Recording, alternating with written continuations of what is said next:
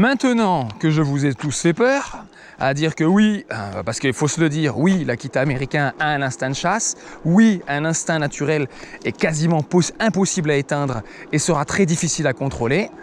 D'accord? Oui, vous savez que l'Akita va fixer, va poursuivre et va attraper et ne va quasiment rien vous écouter. En gros, c'est ça. Par contre, s'il vous plaît, vous savez que vous avez pris un chien qui a cet instinct-là, comme je le savais moi quand je l'ai prise. C'est pas parce que vous avez un chien qui a un instinct de chasse qu'il va pas falloir le promener, qu'il va pas falloir le promener en forêt, qu'il va pas falloir le détacher, etc. Et oui, souvent on se dit ah ben moi je suis peinard, j'habite en ville, je vais pas le détacher, ou enfin je vais pas le détacher dans mon mode de vie, donc il ira jamais chasser et moi je suis peinard, etc., etc. C'est un peu plus compliqué que ça, on va l'aborder parce qu'il va trouver des moyens de substitution pour pouvoir assouvir cette passion, entre guillemets, cet instinct. Et au final, ça va pas être si facile que ça. Donc évidemment, on sort son chien comme si de rien n'était. Il y a des exercices à mettre en place et il y a surtout énormément d'exercices à ne pas s'interdire. Là, c'est important. Quand j'entends les absurdités, parce qu'il n'y a pas d'autre mot, moi j'appelle ça les idioties, les bêtises des réseaux sociaux. Mais c'est-à-dire interdiction de jouer à la balle avec son chien s'il a un instinct de chasse. Parce que ça va le renforcer, le développer, etc., etc. Interdiction de mordre dans une corde, un boudin, compagnie, ça, parce que ça va l'exciter, ça va développer son envie de mordre, ou je sais pas quoi. Je sais que j'ai pas beaucoup de poids dans l'éducation canine, et que je suis qu'un petit éducateur avec une petite chaîne YouTube, mais je vous garantis que c'est n'importe quoi et que pire que ça vous emmène vers l'erreur, ça vous emmène vers la galère. Un chien, justement, si vous allez sur son terrain, si vous allez vous amuser, entre guillemets, faire des exercices avec ses patrons moteurs, c'est ce qui vont diriger un peu ses envies. S'il a un fort instinct de chasse et que vous jouez avec la balle, vous allez assouvir une partie, on va dire, de sa séquence de chasse. Pareil pour la morsure. Donc, en jouant de cette manière-là, vous allez pouvoir lui apprendre à se contrôler. Si vous jouez avec une balle, et que par exemple vous lancez la balle, il va la chercher, il revient, vous assouvissez son plaisir de poursuite. Et vous allez pouvoir mettre des exercices en place, par exemple en même temps qu'on lance la balle, on dit un pas bouger, ou on fait un rappel pendant que la balle est en mouvement, etc. Et vous allez pouvoir lui permettre de se contrôler, de se gérer émotionnellement, même dans une phase d'excitation, de poursuite de quelque chose. Pareil pour le jeu de boudin ou de corde, quand on mord, vous allez pouvoir exciter votre chien, le voir mordre fort dans un boudin et lui permettre de se calmer, de redescendre en émotion, etc. Ben, ça permet de travailler votre chien.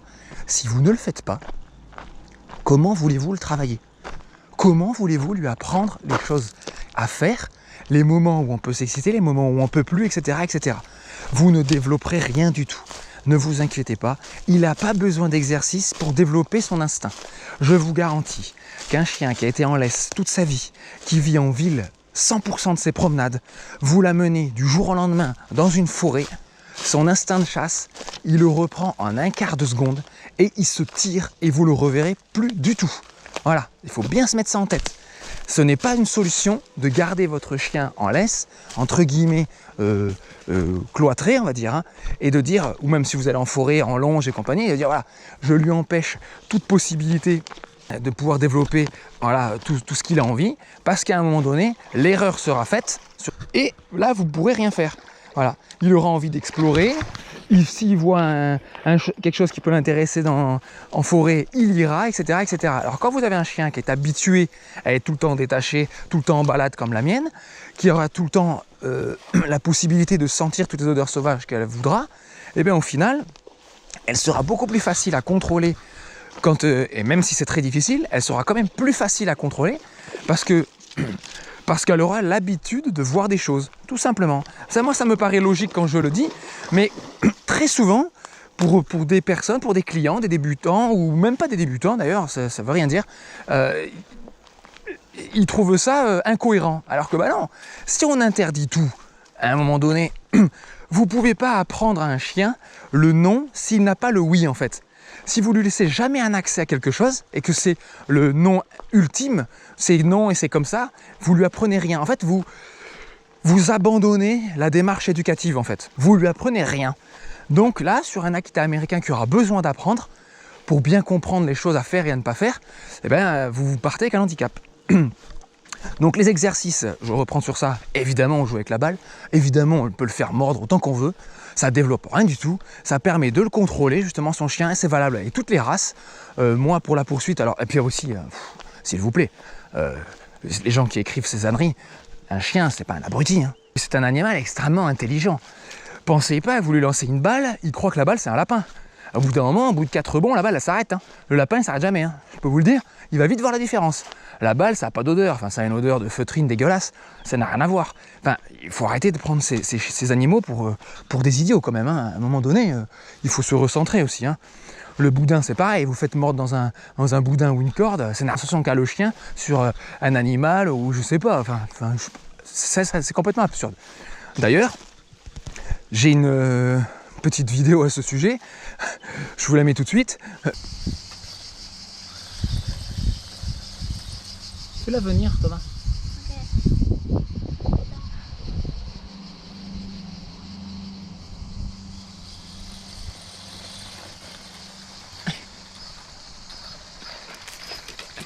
N'aie pas peur, celui-là.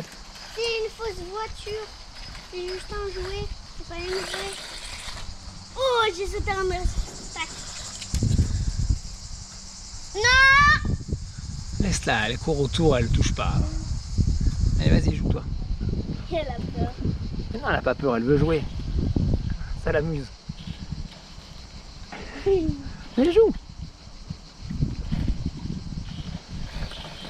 Là,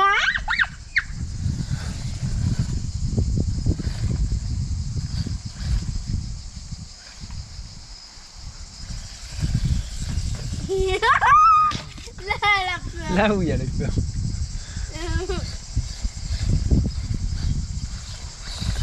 Mes enfants jouent avec la voiture télécommandée dans le jardin. Le chien s'amuse autour, en a même un petit peu peur à un moment donné, et comment dire, un petit peu interrogatif de ce que c'est, une voiture télécommandée, mais à aucun moment il se jette dessus, il court dessus, comme on pourrait en final déduire par rapport à ce que disent les gens. Voilà. Si on fait de la poursuite, et elle est très chasseuse la mienne, elle aurait dû sauter sur la voiture télécommandée et la dégommer. Bah non, elle a très bien vu que c'était pas un animal, elle n'en a rien à cirer. Pareil, quand elle croise des petits chiens, elle en a absolument rien à cirer. D'ailleurs, j'ai une vidéo qui arrivera plus tard, où elle a donc une course-poursuite avec un animal, que cette fois-ci elle n'attrape pas, et je crois que 5 minutes plus tard, en pleine forêt, hein, je croise une personne âgée qui avait 4 petits chiens, mais 4 petits chiens miniatures, de la taille d'un petit marcassin, quoi, hein, le bébé du sanglier. Vous n'avez pas croisé de chasseurs? Vous n'avez pas croisé de chasseurs? Pardon? Vous n'avez pas croisé de chasseurs? Non. Ah, parce que... Non, moi j'ai toujours peur avec les Eh ouais, chiens ça aussi, tire on dans peut tous les sens, tirer, c'est pour ça que j'ai mis une petite cloche. Bon, oui. Petit bout, c'est ça. Ouais, j'ai des chiens qui ne Calme. sont pas très sociables. Non, mais c'est pas grave, mais...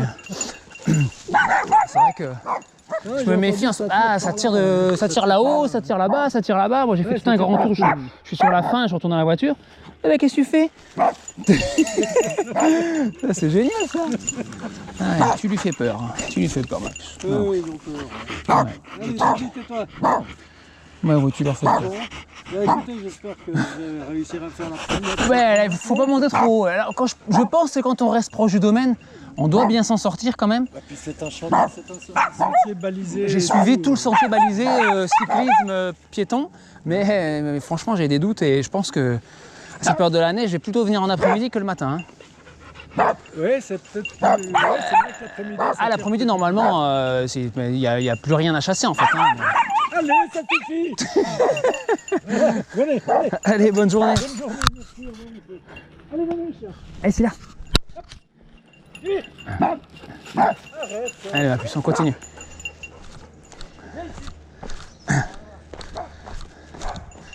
Reste ma puce, c'est bien ma titine.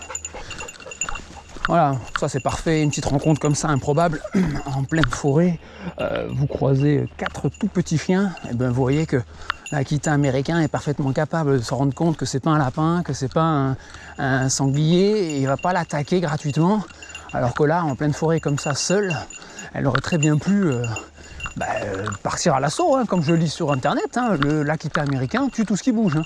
Bah là vous voyez que un Akita socialisé correctement et éduqué correctement, bah, il ne saute pas sur tout ce qui bouge. Voilà. Et pourtant, il y a 10 minutes, montre en main, elle était en cavalcade derrière des sangliers. Donc il faut arrêter de fantasmer sur ce genre-là de choses-là. Hein. Le chien instinct de chasse, il va bouffer des petits chiens, il va croquer des enfants, etc. Mais n'importe quoi. Un chien stable, normal, il fait la différence entre un petit chien, un lièvre, un lapin, un enfant, un sanglier, enfin, au secours. Hein. C'est vraiment les prendre pour des ânes, hein, de penser ça.